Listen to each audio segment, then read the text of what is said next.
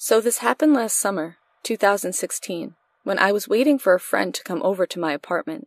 I didn't have a working cell phone, so I hadn't actually set up my buzzer yet. When people wanted to come over, I had to wait for them to message me so I could go run down to let them into the building.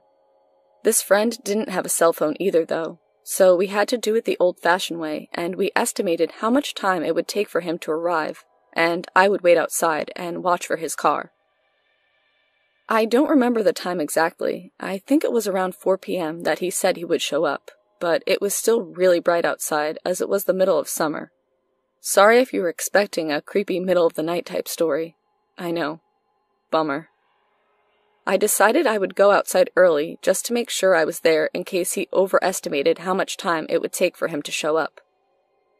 I lived in a large apartment building, 10 floors if I recall, with a second matching apartment that mirrored mine across the lot.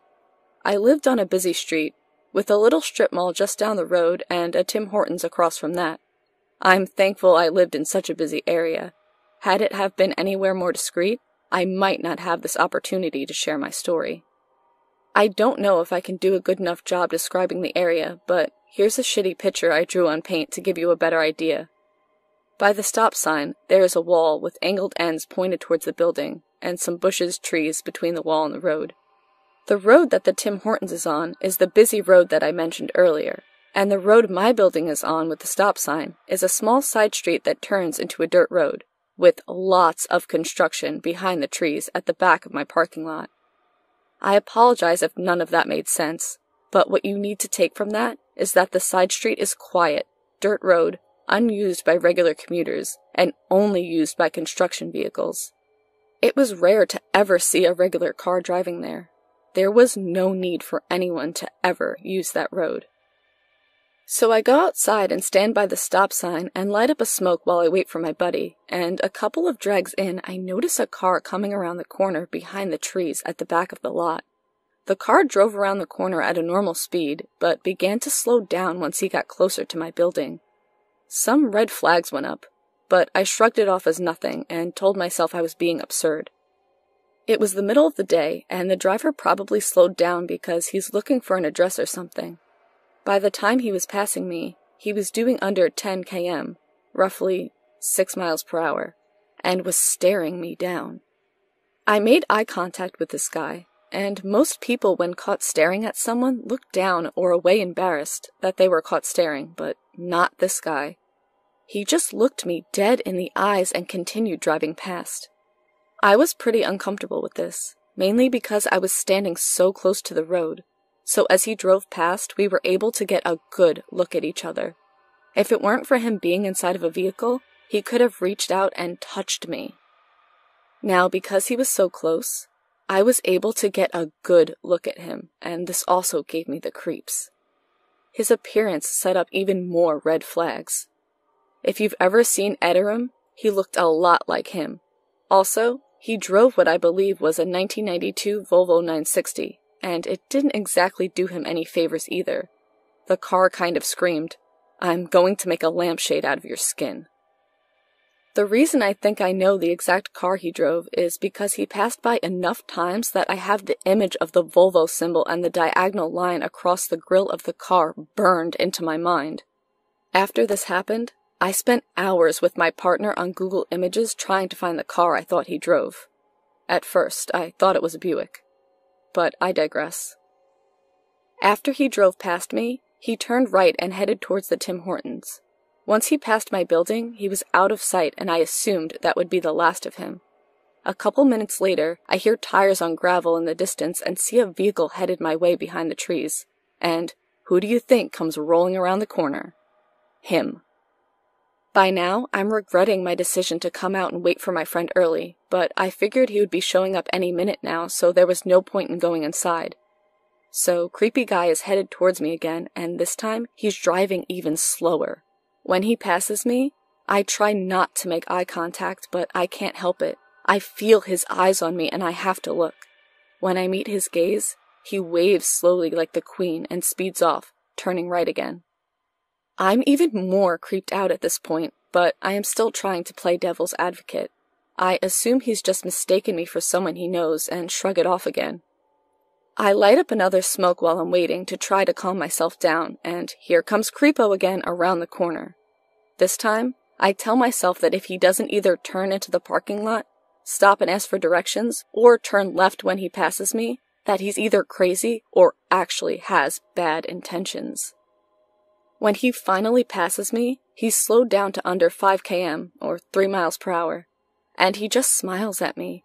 His smile sent the biggest chill down my spine in broad daylight, close to a busy road, next to a large apartment building packed full of people. It sent a chill down my spine. The rest of the red flags went up. Alarms started blaring, lights flashing. Everything in my body was screaming at me to get the fuck away from this guy. I moved a bit further away from the road and the stop sign so that if he were to try something, I'd be closer to my building and might have an easier time getting away. I also continued to tell myself that I was crazy and ignore my intuition. I figured he was a senile elderly person who may not be in their right mind, or he was really, really lost and a tad socially retarded. Either way, I told myself there was no way he'd be coming around the corner for a 4th time. I was wrong. He came around the corner 2 or 3 more times after that too, each time staring me down with his overly creepy smile. Not once stopping to speak to me or make an attempt to pull over, always just doing a slow crawl by and staring me down. I waited for him to pass me once more, and when he was out of sight, I ran to the other side of the wall and hid behind the angled part and the trees. The wall was a tall concrete one, and the trees also helped me to hide from the road while I peeked around them to watch for the Volvo. This way, I figured when he came around the corner, he'd see that I was gone from the stop sign and just move on with his day. I had enough time to see him coming and move behind the wall back to the stop sign as he passed so he wouldn't see me in my new hiding place. What really creeps me out the most is that when he was passing by that time, he let his car slow down to the point of it barely moving. You know when you begin to take your foot off the clutch and your car starts rolling?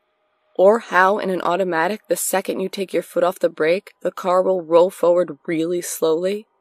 He slowed down to that point, and I watched him from where I hid as he looked around to see where I went. He didn't come back after, which only adds credence to the fact that whatever his reason was for circling my building so many times had something to do with me. I have no idea what his intentions were, but I'm glad it was the middle of the day and I was next to a busy street. So, Edarem number 2, let's not meet.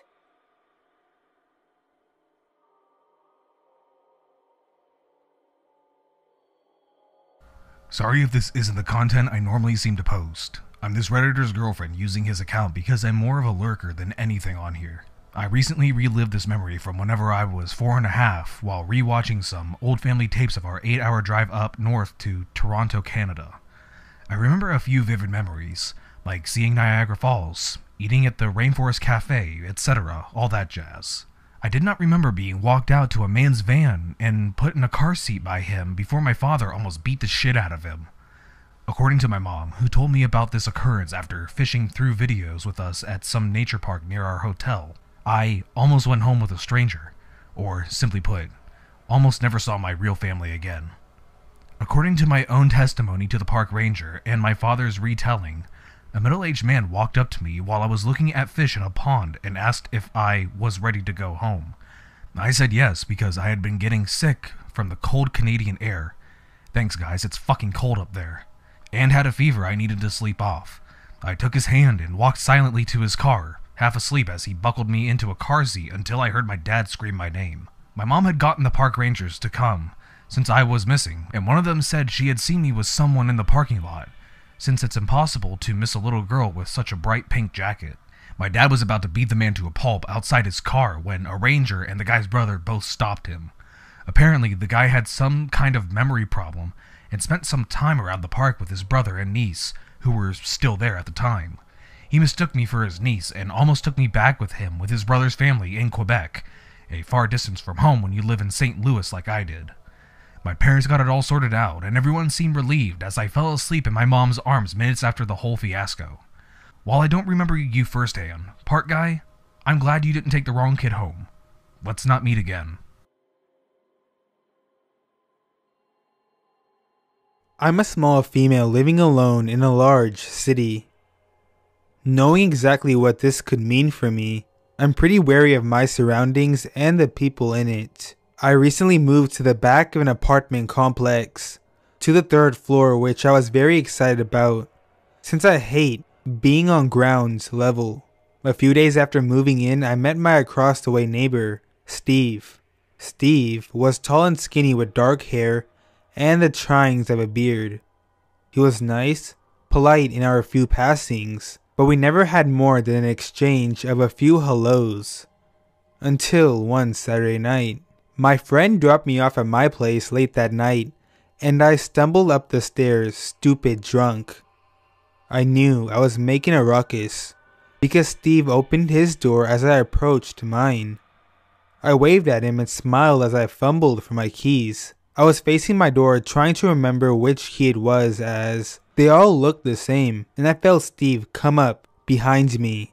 He grabbed my hand with the keys and said, "Let me help," and immediately found the correct key and helped me put it into the keyhole. It could have been romantic looking back if this guy had not proceeded to stick his nose into my hair and take a deep, shaky breath.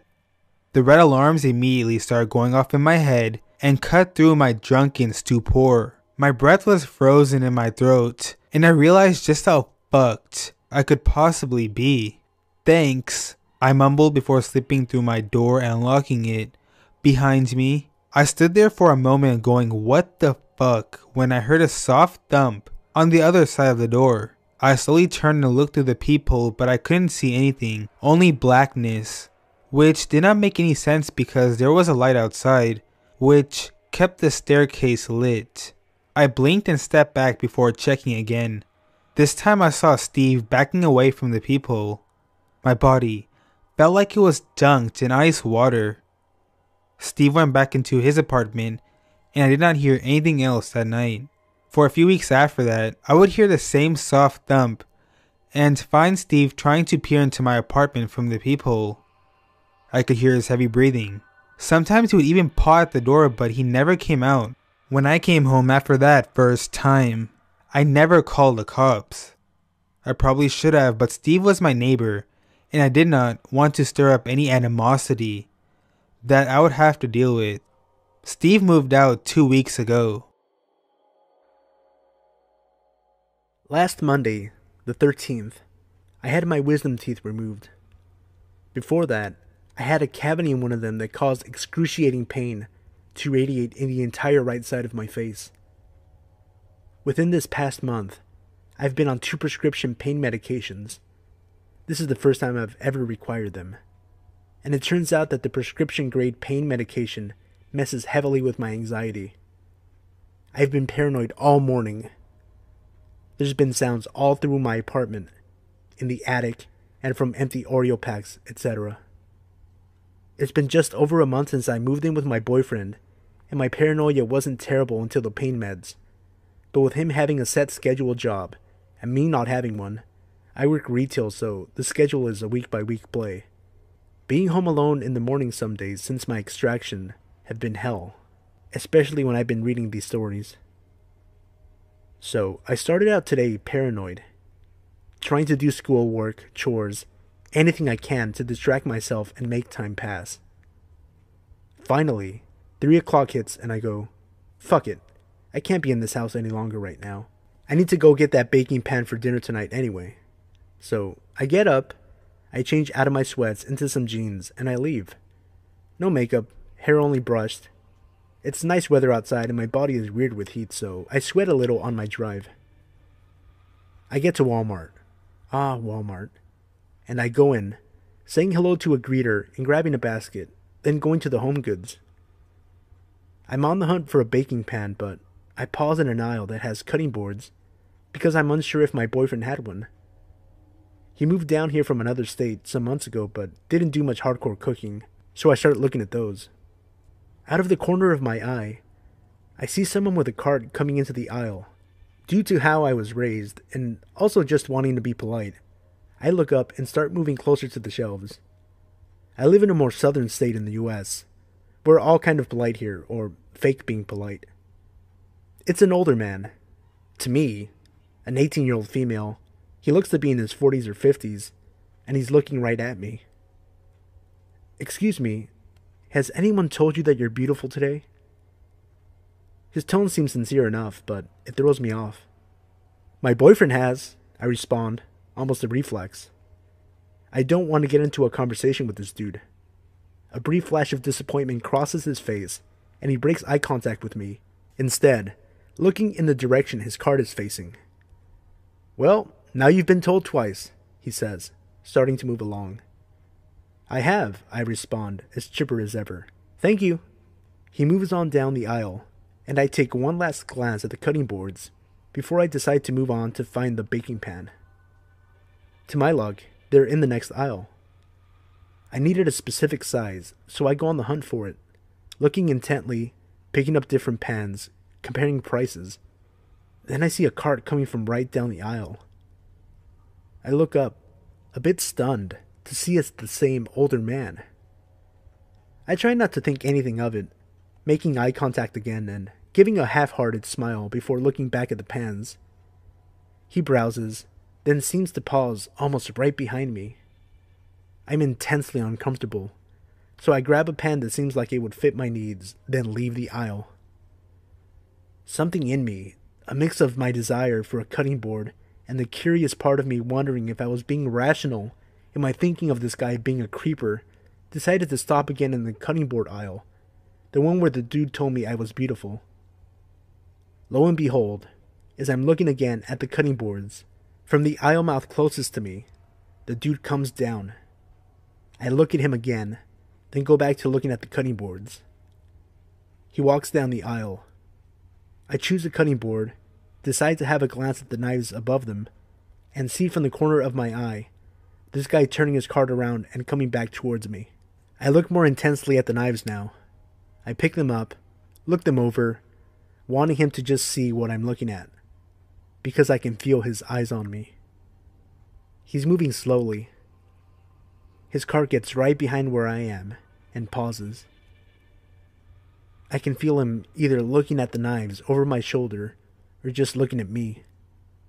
I can't stand it. I put a knife quickly in my basket and I dart off, not looking back. I ended up going to the self-scan at the other end of the store than I was parked and took the long way out to my car, just in case. I'm still not sure if I'm just being paranoid or if I had a reason to be freaked out, but seriously, older man from Walmart. Let's never meet again. Was going to no sleep this until I realized that was a fictional sub. This is an actual experience that makes me peep out of my kitchen blinds every morning before turning on the light. Cut to the encounter. It's dawn, so still a little dark even though all of the blinds are open in the kitchen. I flip on the light and start feeding the cats as usual. Through the glare on the window, I think I see someone in my backyard, which wouldn't be unheard of as the older lady rents the guest house behind me. She has her own fenced area though. I get closer and lose my breath as a scraggly middle-aged stranger is in a robe in my backyard, staring at me. He's standing perfectly still and doesn't look away, which immediately struck me with a, oh shit, I'm in a horror movie feeling. I stared back for a bit and realized he was looking at the house, not me. I rationalized thinking maybe he's the older lady's overnight guest and got confused about her living arrangement. Maybe he thinks I'm an intruder? So I step out back and give him a, "Good morning, how you doing?" as I walk up and try to determine his eye line. He answers back normally, as if nothing about his situation is weird. Note, he has not made eye contact. He is still staring at the house. I then voice the classic passive-aggressive suburbia threat. "Can I help you?" I'm your neighbor. I think my kid's toy is on your roof. Two things. I know my neighbors. He was not familiar. Also, what kid lands a toy on the roof at this hour? I tell him I'll go up and check after work, kind of shooing him out. He doesn't move, just keeps staring. I repeat, "I'll check after work. You can go. Which house are you? I'll leave it at your door. What is it?" He's silent for a moment as I grow more irritated at his lack of response and more creeped out. Finally, he replies, "Oh, I'm just a couple houses that way." He lackadaisically points in no discernible direction. I say okay and again ask what his kid lost. He speaks again. "Really, I could get it if I could come in and go out that window." He points up at an attic vent. "No, that's not really a window. I promise I'll check later. Have a good day." Again, trying to politely shoo him. I've now edged myself over to a loose board from my firewood pile that I could use as a weapon. He continues to stare at the house. His eyes haven't moved yet. I pick up the board and pretend I'm moving it to a table behind him, so I can put him between myself and the fence gate, his hopeful exit. As I'm doing that, he breaks the trance and walks towards my back door. I'm pretty much done with niceties at this point. I run up to block him, board in hand, and deliver the weakest intimidation speech ever. "Look, man, I don't know who you are, but I'm sorry. Maybe I don't remember you. It's early, but I can't let you in my house. Please, I'll look on the roof later." He raises up his hand as if to say, No, I don't mean any harm, and tries to put it on my shoulder. I sidestep and put a few feet between us. He speaks again, in a dazed tone. "I'm sorry. Maybe if I could just use your ladder, I can get up there." I get a little more confrontational and raise the board to show it, not cocked, but visible. "Dude, I said I'd look later. Please leave. I have to get ready for work." He turns, saunters, and looks at the house again, now back to his original spot, in a trance again. "Please leave!" My yell rolls off him. He isn't even listening, but after a yawn, he does casually make his way back down the side of the house. At this point, I dart back inside and watch him from the windows, cell phone at the ready.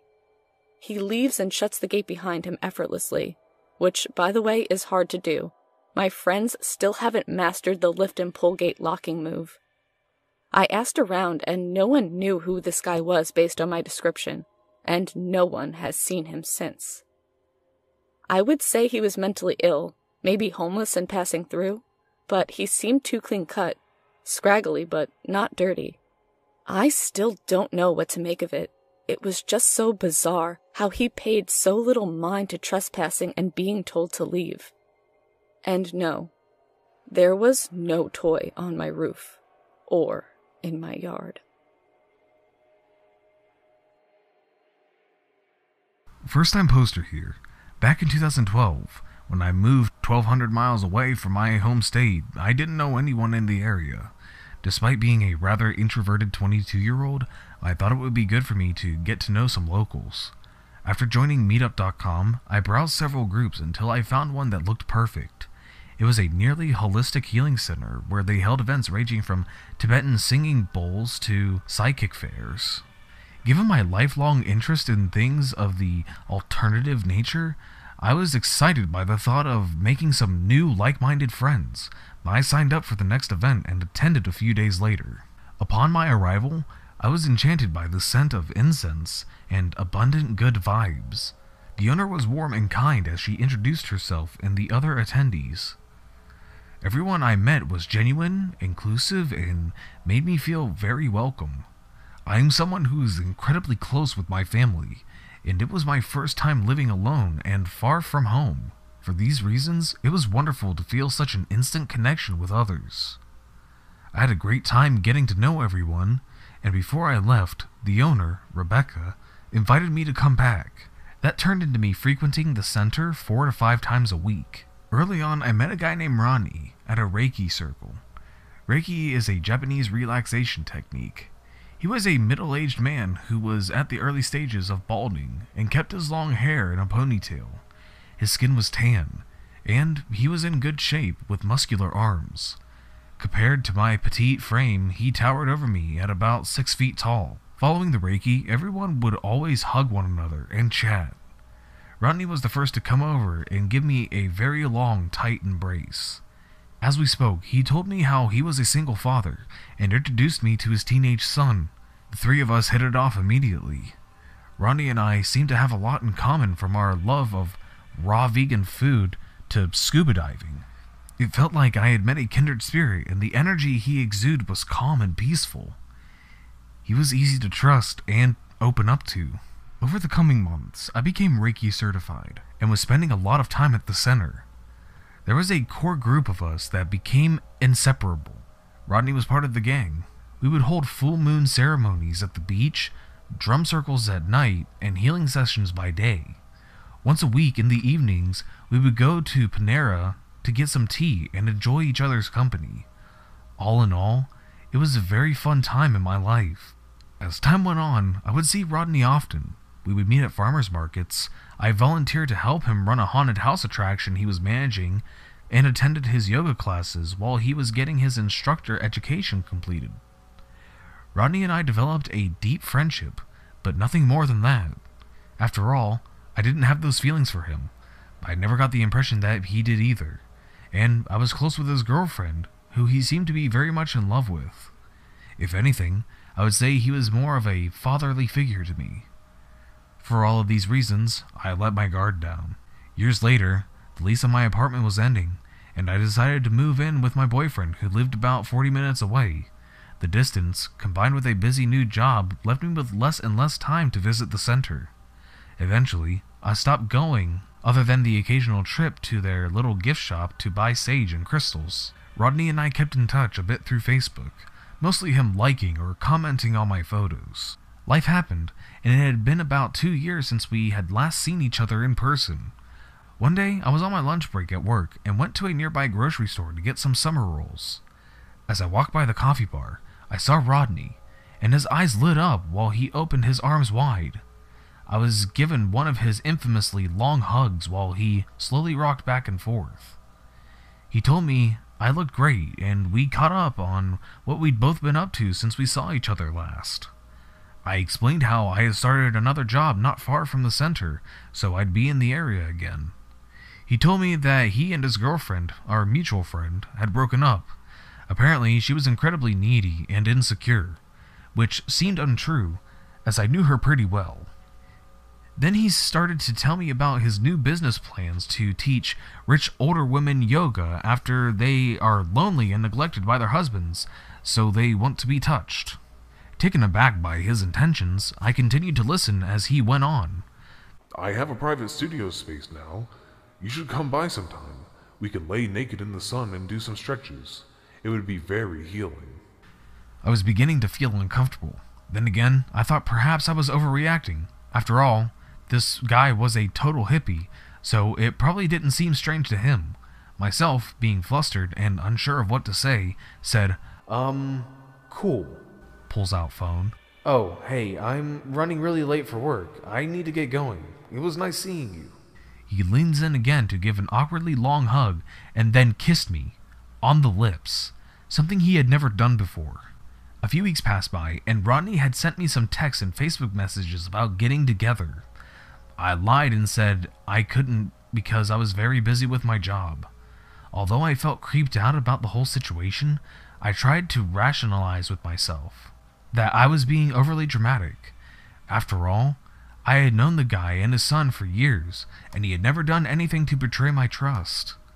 Despite avoiding that grocery store since we had last bumped into each other, I had to go back a couple weeks later to get a specialty item. Since it was a different day of the week, I was certain I wouldn't see him there. Wrong. Avoiding the coffee bar area, I made my way through the back aisles. Suddenly, I felt a hand on my shoulder, followed by Rodney saying my name from behind me. Despite being unable to shake the anxiety I was feeling, I slowly turned around with a forced smile and said hello. Once again, there was another long-ass hug. He then told me he wanted to hire me for a project he was working on, knowing that I was having a bit of a tough time financially. I have a vision for the space I'm working on. I'll do yoga poses naked and have them shot in black and white. I'll hang the pictures in the studio. I want you to be the photographer. He knew fully well that I used to be a photographer. I paused for a moment, and I told him I wasn't sure I would be able to do it. Most of my equipment is still up north, and I don't have the lenses I would need. Another lie, but I really thought we were friends and didn't want to jeopardize that with some weird Leo, Kate, Titanic-ish photo shoot. Then he tells me that he's sure whatever lens I have will be just fine, and that I should stop by the studio tomorrow after I'm off work. He gives me the address, and I tell him I really wouldn't be able to stay long as I need to get home and let my dogs out. Still, he insists I should check the place out, that he wants to give me a tour, and he cannot wait to show me. The next day, I drove by the location on my way home, contemplating on whether or not I should go in. My brain kept telling me that it was fine. I knew him very well. I knew his son. He was a harmless hippie. But then why couldn't I shake the uneasy feeling in the pit of my stomach? So I decided to turn around and went straight to my house. Once I was home, he called me 9 times that same night, but I didn't answer. In the messages, it sounded like he was really angry, but was trying his hardest to come across as calm. The following day, he called me 14 times, mostly just calling and hanging up repeatedly. After about a week, the call stopped completely, and I put the whole situation in the back of my mind. Fast forward to a few months later, I'm at the center chatting with my friend Rebecca, who owns the place. We were chatting up for a while when I asked her if she has seen Rodney lately. Her eyes became stern, yet panicked. He's not allowed to come here anymore. You need to stay away from him, she warned. Curious to know more, I mentioned how the last time I seen him, he was acting rather strange. I proceeded to tell her about the photo shoot he wanted to do at his new spot downtown. Again, she looked deeply concerned and let out a long sigh. What she told me still shakes me to the core. Apparently, right around the time he wanted to do our photo shoot, he had gotten arrested for beating the shit out of his new girlfriend. So bad that Rebecca teared up as she described the injuries that put her in the hospital. Not long after that, he was arrested a second time for sexually assaulting another woman as well as other drug-related charges. She continued on to inform me that he never had any intention of opening a studio. He was totally broke and couldn't afford the lease, but he did know the guy who owned the building. Rodney had a key to look after the place while the owner was out of town. Rebecca knew all of this because she was good friends with Rodney's ex-girlfriend, who told her everything while she was in the hospital. My mouth dropped and my heart sank when I heard all of this. The person that I had known for years had attacked women and purposely fabricated a story to get me alone with him. One of the scariest parts to me is that I'm usually such a good judge of character, and he had me completely fooled for a long time. It really made me question my instincts and gave me a lot of trust issues. At least in the end, I didn't listen to my gut feeling. Not to be dramatic, but it could have saved my life. It's terrifying to think of what his intentions were for me that night. In retrospect, I can see other situations that would have been red flags. I guess hindsight really is 20/20. Looking back, there were things that I overlooked which all make perfect sense now. Maybe for some, the outcome seems obvious, but at the time, I really thought he was a great person. Perhaps my younger self was naive and too trusting. All things considered, I can certainly say that I am much more cautious now. I'm sharing this story in hopes that even just one person will learn something from my cautionary tale. And Rodney, please, let's never meet again. I'm from the Netherlands and live with my boyfriend. This happened to us a year or two back, when we had just started living in this small apartment. Now, this guy had always been a bit odd, but I had lived in bad neighborhoods, and he hadn't done more than make noise before. It's the middle of the night, and we're all asleep when my dog starts barking, waking me up. I vaguely hear some sort of scratching sound in the living room, and I decide to wake up my boyfriend.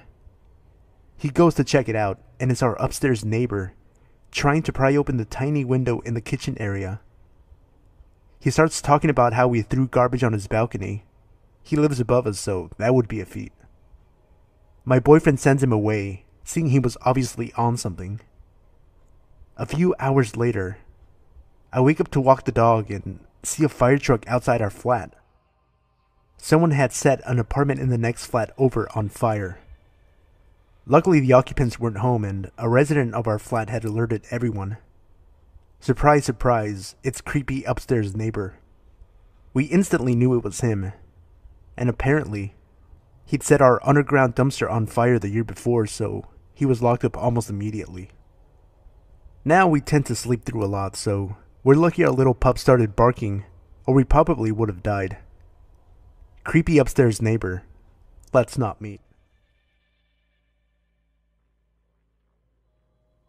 One day when I was younger, my mom and I visited my aunt's apartment. It's a giant looking house with a side driveway that leads around the back to a small parking lot for tenants, with the house entrances being off to the side, facing away, and hidden from the busy street. I don't remember how old I and my cousin, my aunt's daughter, were, but to the best of my memory, we were both somewhere around the ages of 8 to 12, with her being slightly older than I. It was still midday, and we were all hungry. So my mom and my aunt decided to go shopping, and were then going to pick up pizza on the way back for us all to eat. Me and my cousin were ecstatic, as we loved pizza. Our parents left, and me and my cousin stay and watch TV with the volume really low while browsing on her laptop. It's probably about 25 minutes after our parents left when we start seeing the front door lock shaking. We thought our parents were back home, but then we noticed something suspicious. Instead of the locks of the door quickly turning as if our parents got back, we instead saw that the locks were very slowly turning to unlock. We suddenly both realized it wasn't our parents, and definitely an intruder. We both stared at the front door silently, freaked out and frozen.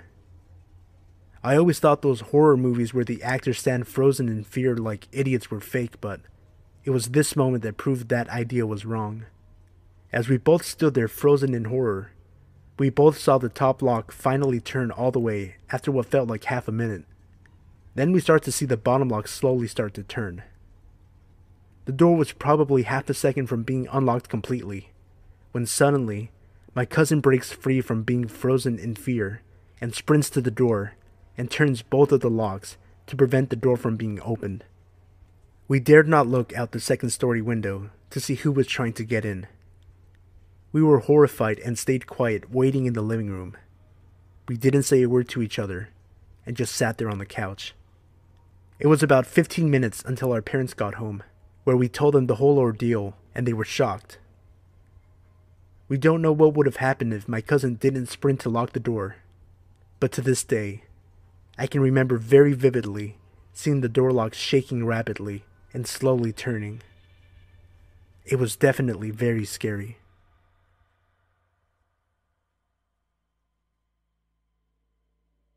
I grew up in a small city, so when I moved into the mountains in Colorado, I took the opportunity to go on a fair amount of walks out in the woods all around my house. For the most part, I would only walk the woods behind our house, since we had a very large property. One day, feeling bored of the woods behind our house, I asked my parents, and they told me I could walk the woods across the street. I excitedly rushed out to go walking across the street. As soon as I got to the edge of the woods, though, I was already a bit unnerved. On the ground, I saw the shell of a bullet. I felt especially frightened because I have a fairly irrational fear of guns, but I decided to get over my fear and continue on because the case was obviously old, covered in dirt and such, and we lived by a big hunting town, so it was to be expected.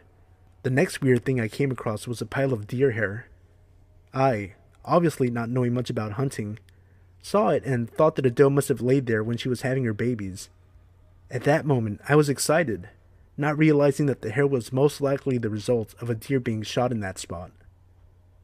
The final, weirdest, and worst thing I found was at a clearing in the woods. A clearing I didn't realize was on a person's property at the time.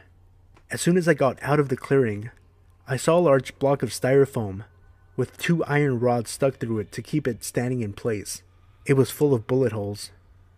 Looking around, I noticed deer bones scattered around, and the bones of some other animals, including a full set of some small animals' bones laying on a rock beside the styrofoam. Confused and not quite sure what I had found, I decided to go and get my parents. When I got them to come, I first showed them the pile of hair, and they pointed out to me how it was probably where a deer had been shot. Then, I led them to the styrofoam, and the first thing they pointed out was that they were right in someone's front yard. Mind you, it was a giant front yard, and the house was small, off in the distance. After looking at the dead animals, we noticed two things. Not only did one of the animals have a chain around it, chaining it to one of the poles that the styrofoam was on, but some of the animals I couldn't recognize at first were obviously domestic cats and dogs. At the end of the day, all we could do was walk home. It sounds terrible, but the animals were obviously dead for a long time, and we believe they were killed by the crazy former owner of the property we were on. The owner was long gone, and the police force in our own town was so small and poorly trained that they probably would have simply gotten mad at us for being on someone's property and not really care about what we found. I'm sad that we couldn't do more, but I genuinely believe no justice would have come of calling the police.